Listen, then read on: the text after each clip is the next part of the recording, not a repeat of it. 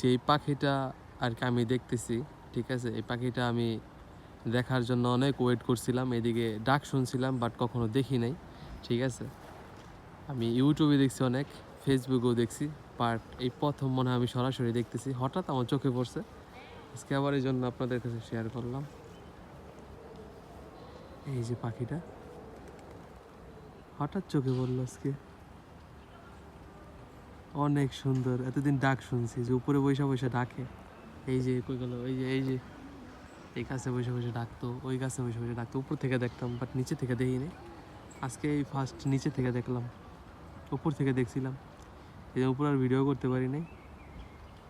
এই যে পাখিটা, যদি আপনারা কেউ জানেন এই পাখিটার নাম তাহলে অবশ্যই কমেন্ট বক্সে বলে যাবেন। আমি অবশ্যই পাখিটার নাম জানি না, কিন্তু আমি উপর থেকে দেখছি অনেক দিন, কিন্তু নিচে দেখার অনেক শখ ছিল সরাসরি, যে আজকে ইচ্ছাটা পূরণ হয়ে গেল। অনেক সুন্দর।